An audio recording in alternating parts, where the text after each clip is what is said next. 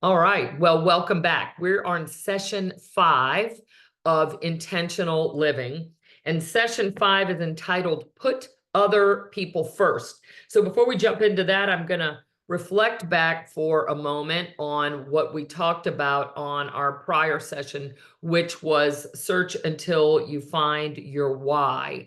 And I gave you guys some questions to really consider and contemplate over the week, and to help you find your why. And those questions were pretty simple. What do you cry about? What do you sing about? And what do you dream about? So I hope that you've spent some time thinking about those questions.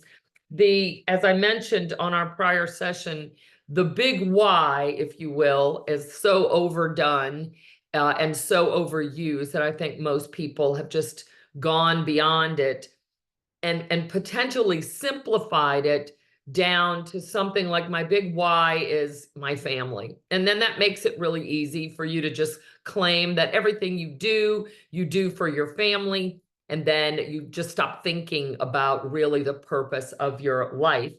And so I would challenge you if what came up for you is that your big why is your family. And those of you that still have younger children potentially at home, it may feel like, yes, of course, that's supposed to be my big why.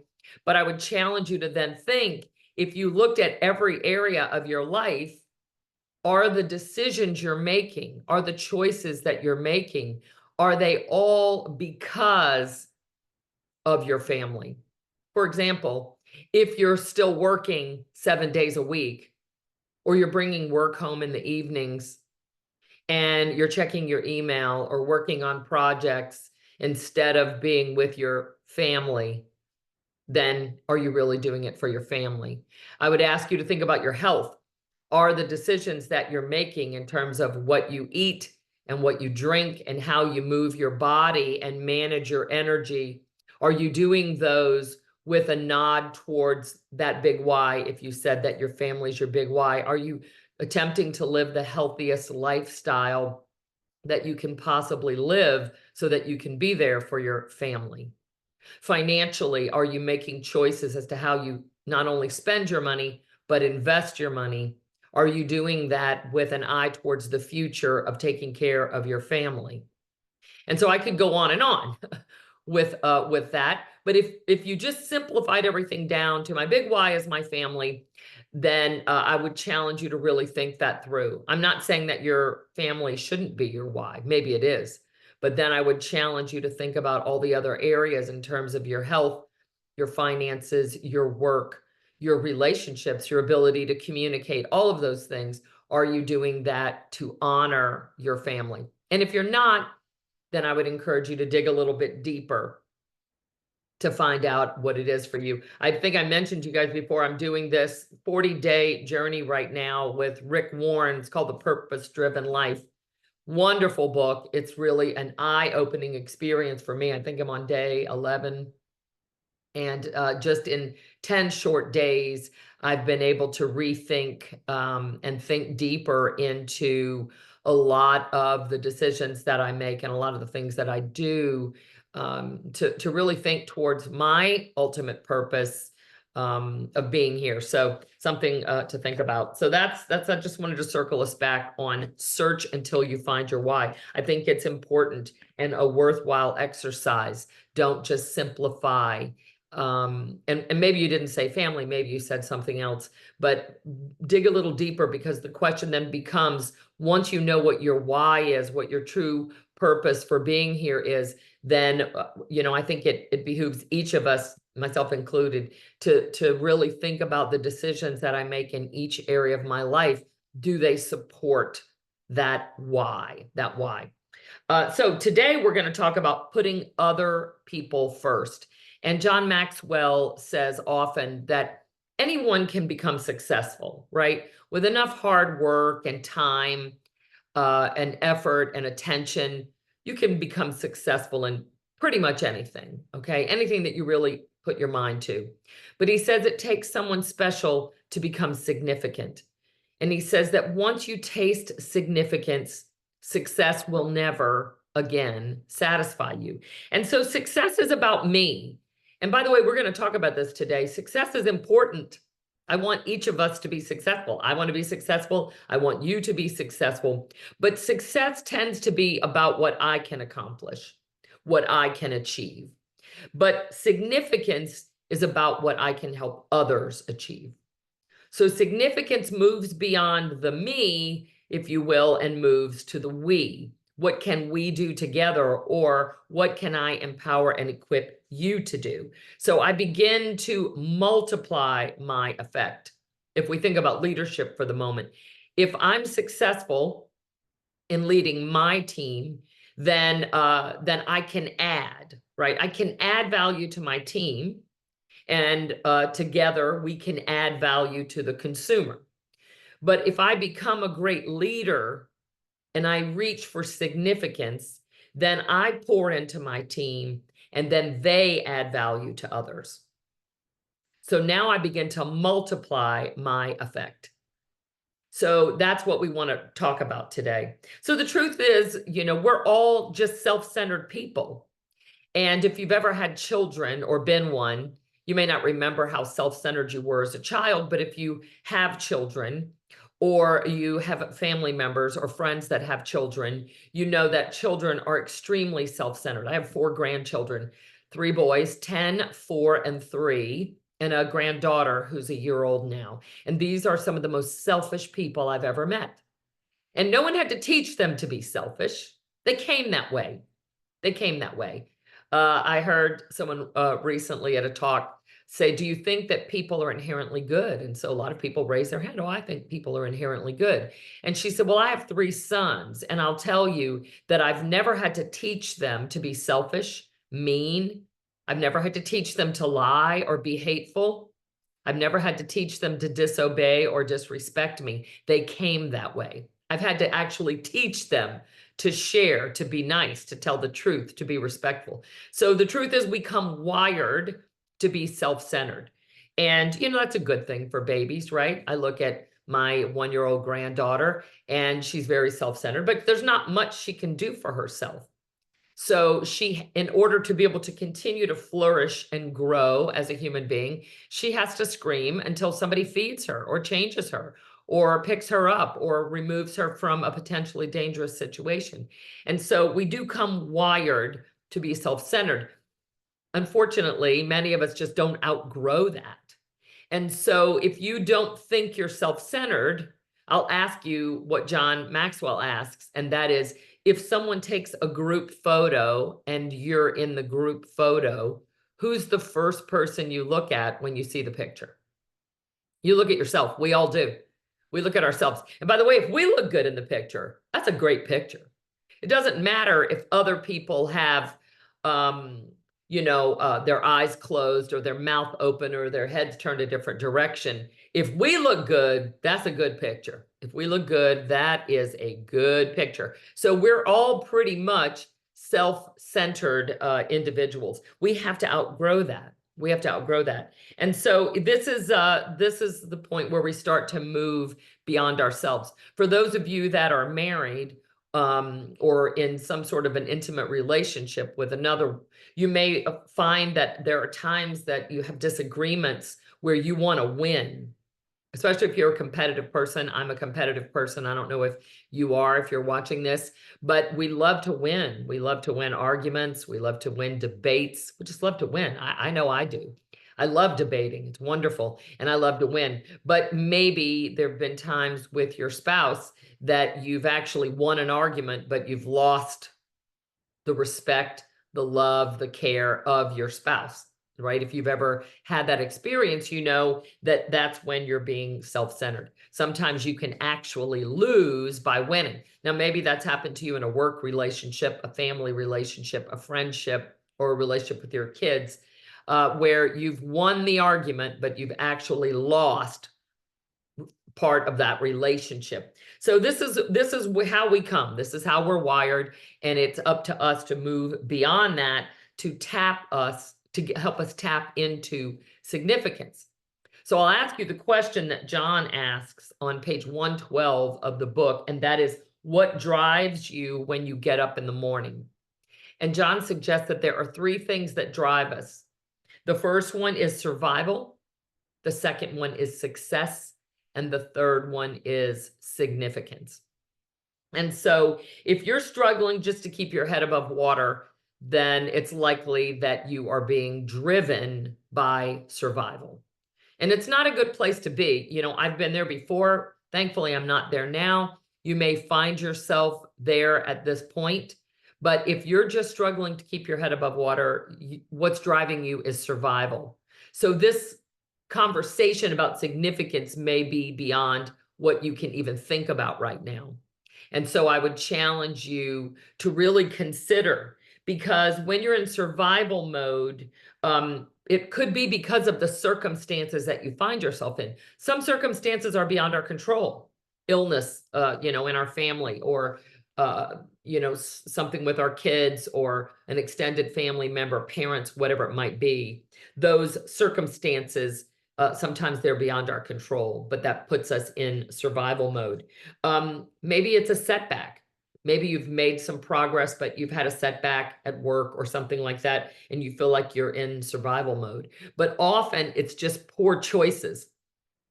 Often when we're in survival mode, it's because we've made some poor choices. We're not managing our time effectively. We're not saying yes to what matters and no to what doesn't. We're not setting appropriate boundaries and holding other people to those boundaries, including ourselves. You know, oftentimes it's our poor choices that have put us in survival mode. So whatever that might be for you, if you're in survival mode, you're not thinking about success or significance. You're thinking about surviving. It's not a healthy place to be. So if you find yourself there, God bless you. Do whatever it takes to get out of that and get yourself back on track. But if what's driving you currently is success, then I would suggest, yes, you want to strive for success, but you're going to get there faster if you include others in your journey. So who could be coming alongside you to help you experience higher levels of success? Because if you do that, then I would also suggest that you're going to achieve significance along the way. So John talks about, you know, reaching that point in his life as a young man. He was a pastor of a church. I shared with you guys the story about getting to that 301 people in that particular service that allowed him to grow in his career as a pastor. He was subsequently offered a job to lead up another larger church, which he grew to be one of the largest churches in his denomination. But he realized several years into this that it was all about him. What can I do? Now, that doesn't mean that he wasn't a generous person, that he didn't care about the lives of his congregation. He certainly did all of those things. But at the end of the day, he realized it was all about the success that he could achieve. And so he had to make a very concerted effort to start really thinking more about others and putting them first. That began the shift for him that has led him to where he is today. I'm not sure. I think there's around 50,000 of us, John Maxwell certified coaches, speakers, and trainers. So he's taken what he learned and the people that he's surrounded himself with to package that up to create this coaching, training, and speaking company. Now, you know, like any organization, if there's 50,000 John Maxwell coaches, then probably 20% of us are the ones that are actually utilizing the material to make a difference out there. And then there's probably 80% that dabble in it, maybe do a little bit here and there. But that's still a substantial number of people that are out multiplying the work that John has done over the years. But when he made that shift and when he left the church world to move into the business world, he knew he would be able to expand his reach because he was putting other people first. And so he's been able to do that at 77 years old. He's still writing books. He's still speaking all over the world. He's still equipping leaders around the world. I don't even remember the number of people. There's a large group of the John Maxwell folks that go to other countries, to developing nations, to equip leaders there to go out and change their country. So these are millions and millions of people now that have been impacted. That is that intentional move from success. He was a very successful pastor leading a very large church into significance. Now adding value and multiplying his value through people like me, and then people that are going into other nations and making a difference there. So that's what we're talking about today, is really moving into significance by putting other people first.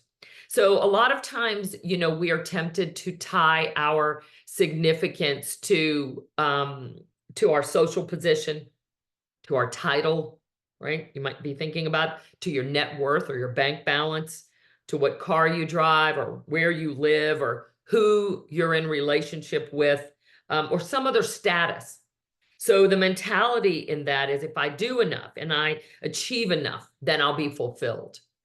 And some of you may have had the experience that you can get to the top, if you will, of any particular thing. You can have the nicest house, drive the fanciest car, have the best boat. You can have the most gorgeous spouse. You can reach, the top of the food chain at work, if you will, and still not be fulfilled. Hollywood is filled with people who seem to have it all. They have the looks, they have the money, they have the status, they have the prestige, they have the limos and, the multi-million-dollar homes all over the world, and they kill themselves. How does that happen? We know in our gut, we know this, that being successful does not guarantee happiness. It doesn't guarantee fulfillment, satisfaction, joy, peace, any of those things. We know it, and yet we still seem to strive for that. Like, if I just get one more, whatever it is, one more zero on the behind the numbers on my bank account, if I lose X number of pounds, if I, achieve X thing at work, whatever it might be, then I'll have made it. Then I'll be significant. But that's not true. Those things aren't bad. Like, I want you to have a lot of money. I want to have a lot of money. I want you to have a gorgeous spouse. I think my husband's amazing. I want you to have an incredible marriage. I want you to have smart kids. I want you to have a beautiful home. I want you to drive whatever you want to drive. I want you to have a boat. I want you to have a vacation home, whatever those things are. I want you to have those things. But I think you would agree with me, there's no guarantee that when you get them, that you're going to be happy, that you're going to be fulfilled, because I know, and that it's not just about me. It is about we. It's about we. So that's what significance ultimately is about. And being completely self-centered is not in alignment with being fulfilled. It just doesn't work. It doesn't work. There's too many examples of that. And so sometimes people get to this point in their life where they think, well, maybe it's time to change careers, because I've achieved success in this one and I'm still not fulfilled. Or now I've tapped into my big why and it's making a difference in the world or changing lives, whatever it might be. And so I think I need to go do something else. And so I would caution you, because I've been doing the work that I've been doing for a really long time. And John would caution you that if you're really successful at what you do, there's a good chance that it's because you're utilizing your strengths, that perhaps you're in your strength zone. And perhaps making a lot of money in your current field is part of your significance journey, because then you can take some of those resources and use them to make a difference. I've shared with you, like I share with everyone, that part of the reason that I do the work that I do is so that I can support Operation Underground Railroad. And so Tim Ballard's work in ending human trafficking is, to me, some of the most important work that is being done today. The evils of modern day slavery, trafficking women, children, and men, oftentimes for sex, sometimes just for labor. I think it's one of the greatest evils in our world today, and it is alive and well. And whatever you might think about our immigration policies, we have created an avalanche of an increase in human trafficking on our soil here in the United States. This open border means now that Americans, who are the largest consumer of child flesh and child pornography, Americans are the largest consumer of that. Now they don't have to go to Thailand or Haiti or some of these other places that they have traditionally gone to rape children. Now the children are being brought in, and people can do it right here on our soil. So that that has to end, and that's part of the work that OUR is doing, is to infiltrate these rings of people that are taking children and trafficking them. So some of these people think that their children are being brought over the border to be delivered into the hands of an orphanage or some, place in America where they'll be adopted, and they're lies. These people are bringing children in. This isn't a conspiracy theory, it's the truth. And so whether it's on foreign soil or domestic soil, I believe it has to be stopped. And so I must work, and I must create a wealth that will allow me to support OUR financially, because I can't do the work that they do. I'm not wired for that, and I'm not military or law enforcement, and that's the only people that they will take in. So they need my money because it's expensive to buy the surveillance systems, to train the dogs to sniff out the what am I trying to say? The electronics that hold these videos, to track down these children. Costs a lot of money. And so that's part of the reason I do the work that I do, is so that I can add that value. So I don't need to switch careers and go try to join OUR so that I can become significant and make a difference. I need to stay in my strength zone, and my strength zone is training and coaching, assessing behavior, helping people learn how to communicate, build their business, make wiser financial decisions, all of those things. That's my strength zone. So that's where I need to stay. That's where I need to stay. That allows me, if you will, to handle some of what makes me cry. So if you're thinking about, am I in the right career? Am I doing the right business? Then I would suggest to you to really think, what are your strengths? Are you using them? Are you using them? And is that allowing you, if you will, to be able to not only create wealth, but then potentially make a difference in some other area? And yes, you may be called to be boots on the ground for something. I don't know what makes you cry. Maybe it's the abuse and neglect of animals. Maybe it's homeless people. Maybe it's the elderly. Maybe it's children. I don't know what it is. But whatever it is for you, it may not mean that you're going to drop everything and go join this organization, although it may. But it may mean that you stay in your strength zone and then utilize whatever it is that you're creating through your current work to support or engage in these other organizations. How can you make a difference for others? That's significance. So, it's moving from like, what's in it for me, to what can I do for others? What's in it for me, right? And so John says, you have to have some measure of success before you can really become significant, because you can't give what you don't have. You can't give what you don't have, neither can I.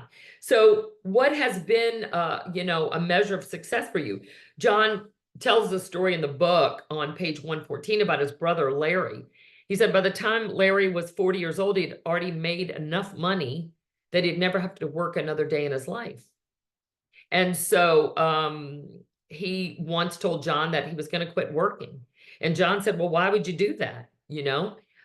This is your strength zone. So what can you do with this additional income that you're creating that you don't need? And his brother made that decision to continue working, adding value, multiplying his value in the marketplace, equipping other people to become successful and become significant, and then help the organizations that matter to him. So Larry didn't have to leave his strength zone and get outside of himself to go find what his purpose was. He was able to successfully marry the two. And that's when you become a river, not a reservoir. So think about that for a moment. Are you a river or a reservoir for your talents? right? Are you using your talents to benefit you? That's a reservoir. Or are you sharing what you do with others? Are you teaching and equipping the people on your team so that they can also become successful? That's a river. Are you a reservoir when it comes to your money? Now, I'm not suggesting don't put money aside for tomorrow. That's extremely important.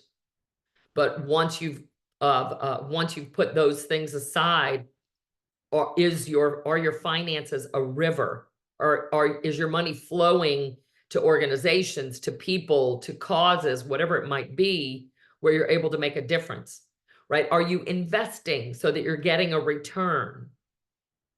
Is your money a river or is it a reservoir? Most people, I think, are pretty well aware that it probably is not a great idea to store your money in a sock under the mattress, right? Even the Bible teaches about in the parable of the talents, about investing and multiplying what you have. It's very important, okay? So is your money a river or a reservoir? What about your love and attention for your family, your spouse, your children, your extended family, your close friends, right? Is it a river? Or is it a reservoir? Are you playing trade-offs? Like, I'll meet your needs if you meet mine. I'll do this for you if you do this for me. I'll scratch your back, you scratch mine. That's a reservoir. Or is it a river? Do you give of yourself? Do you give freely of your time, your attention, your energy, your love, your care and concern?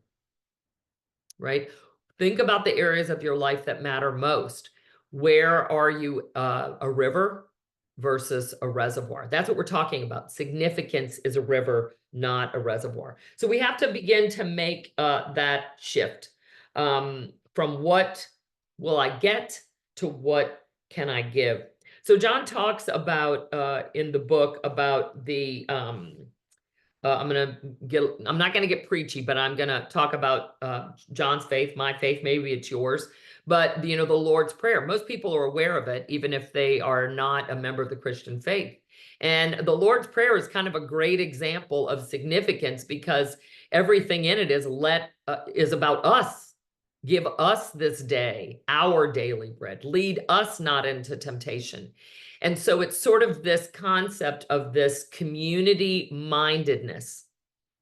And that is, in fact, the type of mindset that this country, the United States of America, was founded on community. It's about we. It's not about me. Certainly, the individual has the right to pursue their freedoms, to pursue their happiness and fulfillment.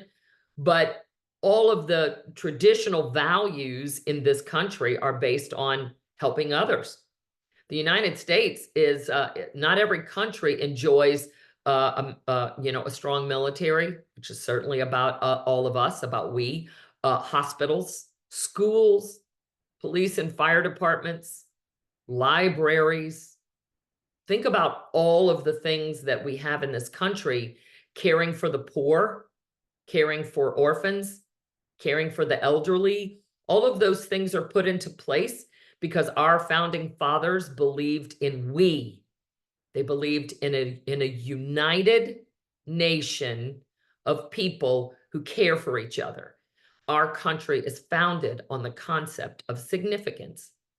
So notice, you have the ability to pursue life, liberty, the pursuit of happiness. You remember that? You have the ability to pursue those things, but it is a given. It is understood that part of what happens then is part of what you earn in your pursuit then is shared with those less fortunate. That's the foundation of our country.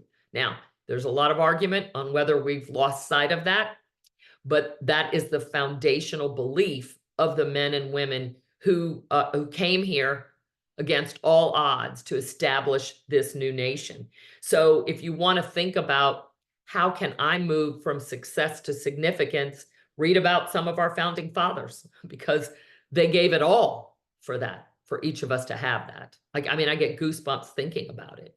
And it saddens me to think that so many have lost sight of where we came from. Very important. So thinking of others first, right? Thinking of others first is so important. So he gives a few steps here, 5 steps for being able to move from me to we, right? And the first one he says is to develop a greater appreciation for other people. So I'm going to ask you, this is going to be part of what I'm going to challenge you to do for your homework this week. So just take a moment right now and think, who brings out the best in me? Jot down a couple of names right now. Who are some people that you can think of? And look, maybe they have passed on. Maybe it was a grandparent or a parent, somebody you loved, and maybe they're not here anymore. Maybe they are still here. But write down a couple of names of people that you know bring out the very best in you. Bring out the very best in you. I recently watched a movie called Facing the Giants. It's an old movie. If you haven't seen it or haven't seen it in a while, it's worth watching. And the coach in the movie, he's a high school football coach. There's a famous scene, you can find it on YouTube, called the death crawl. And in the death crawl, the coach absolutely finds a way to bring out the very best in his star player, who frankly, is struggling. The team has not done well. And this kid has got just a crappy attitude. And the coach understands that his bad attitude is negatively affecting the rest of the team. They have no chance for success and certainly not significance in the state of mind that they're in. So this coach challenges this kid to the death crawl.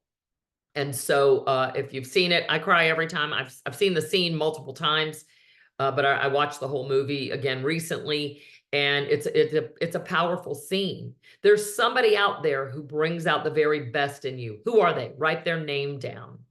Write their name down. Because I'm going to ask you to do something with that as part of that. So that's number one, developing a greater appreciation for others. So I'm going to encourage you this week to think about who are some of the people in your life that have been able to bring out the best in you. Maybe it's a parent. Maybe it's a coach. Maybe it was a teacher. Maybe it's a grandparent or an extended family member. Maybe it's a good friend. Maybe it's a boss, a leader. Maybe it's a pastor. Who is it? Who brings out the very best in you? It's important to think about. Number two is ask to hear other people's stories. We can learn so much from other people's stories. And I've heard it said that, be kind to others. You never know what kind of battle they're fighting. Maybe they've overcome something that you can learn from. So ask to hear their stories. So in this question, I'm going to ask you this week to think about, as you reflect on this list you're creating of people who bring out the best in you, do you know their story?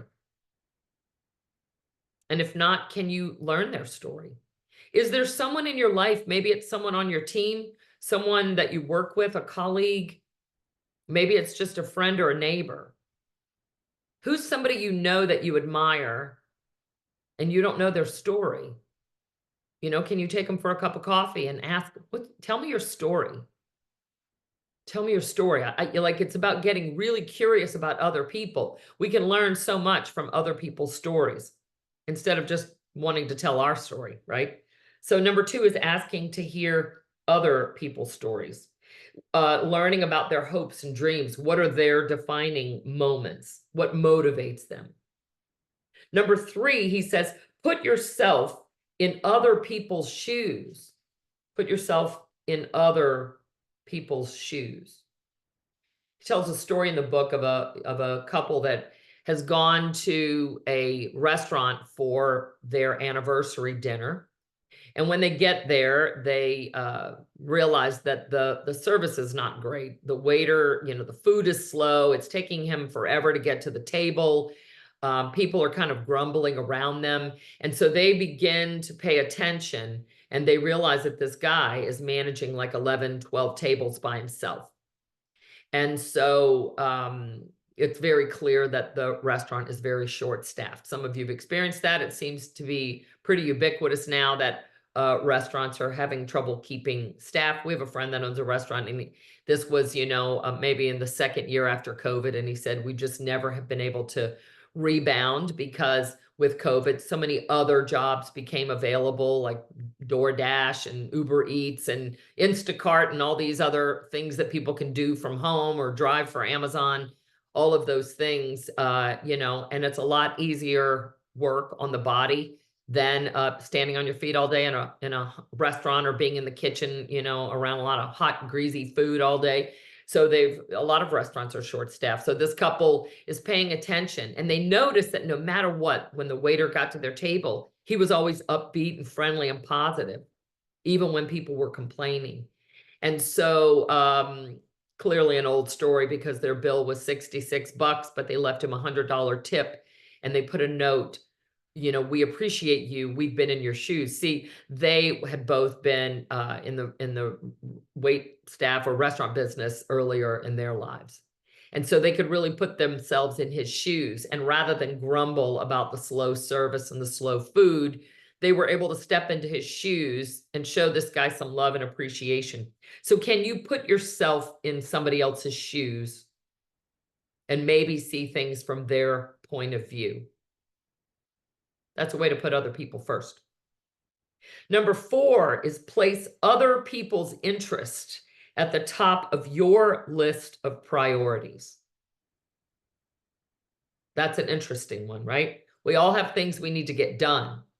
But is there someone on your team who needs you to show up for them, who needs you to train them, to coach them, to mentor them, to equip them, to empower them? I work with people that build a team, and I love that because that's the first step to move beyond yourself. Now, I also work with people and have over the years who believe nobody can do it like me. So there are certain things I just can't let go of because they won't do it as well as I do it. And so that's just coming from a place of fear. Once you build the right systems, you can absolutely equip and empower people to do your job, to do things. In fact, you know, yes, and I get it. I get it. If you are leading a team or you own a business, there are some things that you just can't offload. There are some things you can't, that only you can do. Those are, you know, the highest rate of return for you, and they're the most rewarding for you. But I'm talking about pretty much everything else. Are you hiring people that are smarter than you and better than you? Because if not, then you don't ever get to offload these things, by the way, and you will never achieve significance. Okay, so are there people on your team that need you? They need you to equip you. They need to give you, you need to give them the tools, you need to give them the systems, but you need to mentor, coach, and train them. So you need to equip them and then empower them, right? You understand the difference. You can equip somebody to do something, but not empower them to do it. One without the other won't work. If you empower them, but you don't equip them, they're going to screw it up. If you equip them, but don't empower them, they'll have all the knowledge, they'll have all the training, but they won't have the ability. So you've got to equip them and empower them. And just from, let's go back to being self-centered for a minute. Let's just step back off of today's topic and realize if you equip and empower your people to go do stuff, then you don't have to do it. There's things that you won't have to do. What are you doing? Equip and empower your people, okay? So are there people on your team that you need to put them first? Is it time to step back and spend some time with them? Maybe they're on your nerves and they're not performing. Have you asked, is there anything I need to give you to enable you to perform, to be successful? What do you need from me? You got to create that two-way conversation, right? Conversation, the word con means with, right? It's, and versate is to speak. So conversation is we're talking with each other. It's not just me talking at you or you talking at me. So having an open conversation with your team. What do you need from me to be successful? What do you need from me to feel like you're equipped to do the job? Where can I better empower you to do that? So perhaps there are other people. Maybe it's your kids, maybe it's your spouse, where you need to ask them, what do you need from me? What can I do for you? putting other people's interest at the top of your list of priorities. I'm not talking about the people that show up and say they need you to do something when they're truly interrupting. That's not what I'm talking about. I'm not talking about people who overstep their boundaries. I'm talking about people that truly need you. And then number 5, make winning a group activity. Make winning a group activity. You got to share winning with your team. And so if we talk about the 5 levels of leadership, John Maxwell has written a book called The 5 Levels of Leadership. And in it, he goes through those 5 levels. I'll recap them for you briefly. Number 1 is positional leadership. People follow you because they have to. You're the boss. That's the lowest level of leadership, often sometimes called management. Management. I don't know about you. Nothing about that appeals to me. Managing other people. I don't want to manage that. I need to manage my money. I need to manage my time. But I don't want to manage other people. Like it's like having a bunch of 2-year-olds. You know, I watch my daughter. Oh my gosh, we FaceTime. These kids they're heathens. They're hooligans. They're Neanderthals. Managing her 4-year-old, her 3-year-old, and her 1-year-old. It's a full-time job. I don't want it. Like, you know, we shouldn't want to manage people, but that's level 1. Level 2 is permission-based leadership. People follow you because they want to. You know why they want to? Because they like you. So it's certainly a step up from level 1, but here's the drawback of level 2. If you don't always do things to ensure that they like you, they may not follow you. And so you're in trouble if every day you have to show up and make sure that everybody likes you this day. That's the only way they're going to do it. So if you piss them off, if you challenge them to step up to a higher standard, if you hold them accountable, if you criticize them, what's a better word for that? If you give them constructive criticism and it hurts their feelings or it makes them mad, they're not following you anymore. So permission-based leadership, that's only level 2. We don't want to stay there too long. It's exhausting to have to be liked every minute of every day. And do you really want people who are only following you because you're nice to them? Like, this is insanity, but it's where a lot of people stay. It feels good, especially behaved on your DISC, based on your DISC behavioral assessment. If you're a high I or a high S on the DISC, you want people to like you. And so oftentimes you will tolerate poor performance. You'll tolerate negative behavior. You'll tolerate substandard performance. You'll tolerate people not adhering to the systems that you or your organizations have in place because you don't want people to get upset, be mad at you, get their feelings hurt, or not like you. And so you're stuck at level 2, and it sucks, okay, if you've ever been there. Level 3 is production-based leadership. We're in this together, right? We lock arms and we charge the battlefield every day, and we get shit done. Our team is productive. And it's a pretty good place to be. It feels really good, especially if you love being part of a team, right? And that's that number 5, make winning a group activity. We love it. We're doing it together. The problem and the limitation with production-based leadership is that you're on the field with them. So the limits of the success of your team are based on whether you're there with them doing the work. And so you do reach a limit because you're not multiplying at that point. You're adding value to your people are adding value to the consumer, and then the consumer, you know, is reaping the rewards there, but it's still a limitation. We want you to get at least to level 4. Level 4 is the people-based leadership. And in level 4, you, the leader, pour into your people, empowering them, equipping them, training, mentoring, coaching, supporting, challenging, encouraging your team so that they go out and accomplish the production. It's not that you're not in any amount of production. You usually are, but it's not required that you're on the field with them every play. So production-based leadership is where we get to significance because we're moving beyond ourselves. We're pouring into our team, and they're then going out and adding value and hopefully multiplying. So that's level 4. Now, level five leadership, it's a rarity. It's a rarity, and that is called pinnacle-based leadership. When you're at the pinnacle of leadership, you become, wait for it, legendary, legendary. And so they write books about you, they make movies about you, they build statues of you, right? That's pinnacle leadership. Very few people get there. That's the Jesus Christ, the Mahatma Gandhi, the Nelson Mandela, Martin Luther King Jr., Mother Teresa. These are some of our pinnacle leaders, pinnacle leaders. They are the stuff of legends, the stuff of history makers, you know, the people that change the world, the George Washingtons, right? These are the people that that we all know of. That's something to strive for. But hey, if you could get to level 4 leadership in your family, level 4 leadership in your organization, level 4 leadership in your business, like this is a place to be.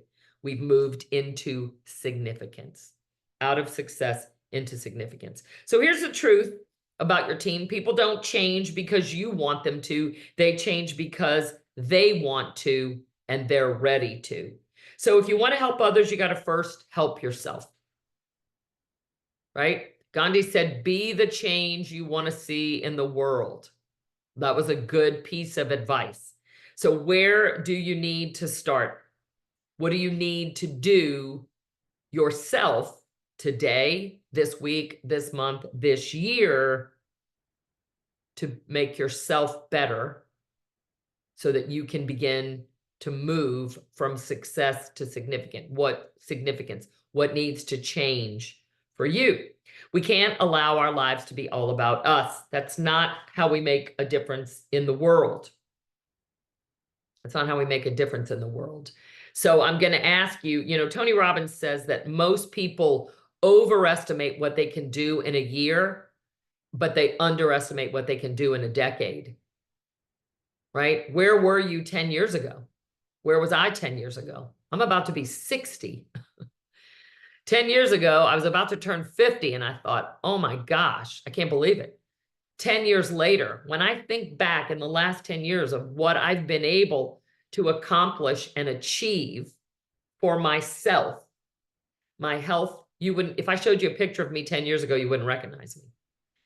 My marriage, if I could bring you into my marriage 10 years ago and today, you would not even believe that was the same couple. My faith and spirituality, my finances, my net worth, my portfolio, my business, it's all dramatically changed, dramatically. So when is the best time to begin to make those changes? It's now. You know, I'm looking forward to now, what can I accomplish in these next 10 years?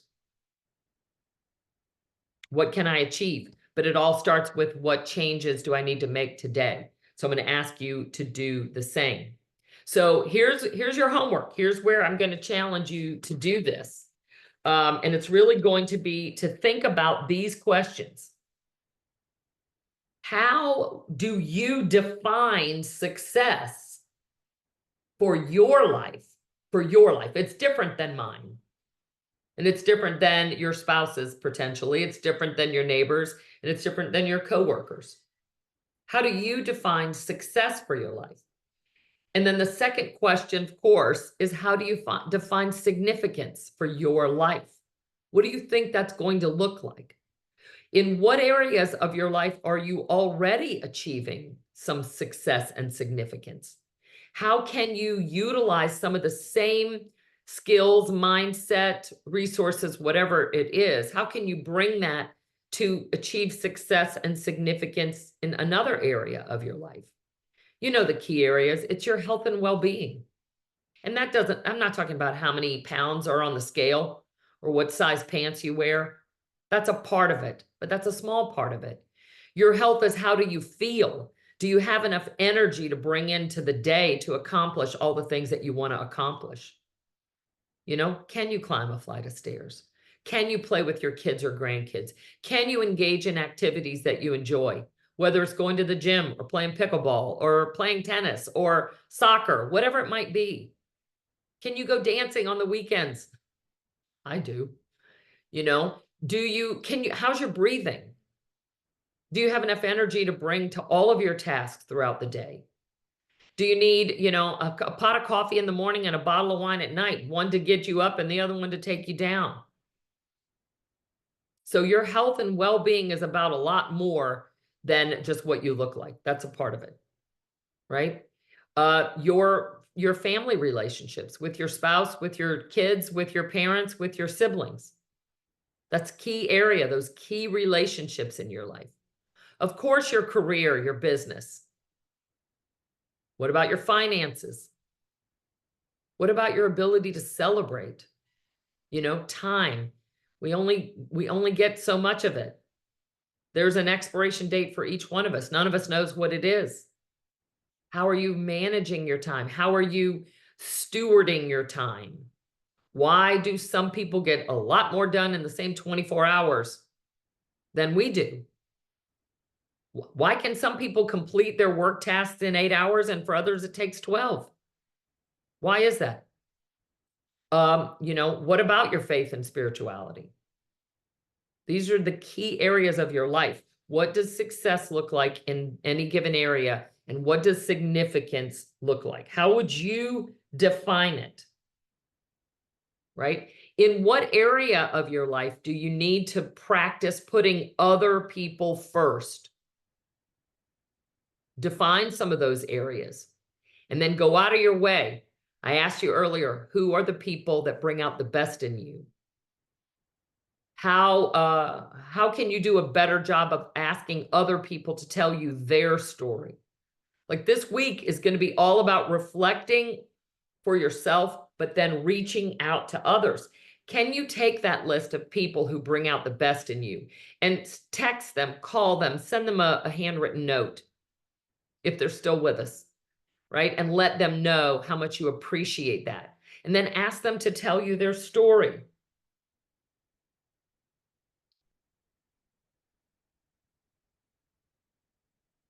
So the last thing I want to challenge you to do this week is to think of some of the top successes you've had in your life. Big wins, big wins. You would call them a big win. It could be something that was based on your skill, a talent, just an opportunity. And come up with the top 1 or 2 big wins in your life. And then I'm going to ask you to think about how you could use that win, that success that you have had to help someone else. Someone in your life. I don't know if they're in your family or on your team, in your neighborhood, at your church, whatever it might be. Someone needs you to help them think more about becoming successful in their own life. So how can you use a big win that you've had as a springboard to help somebody else? So we're going to actually be reflecting this week on what success and significance looks like for us. We're going to be reflecting on the people that have helped bring out the best in us. We're going to find out what somebody else's story might be.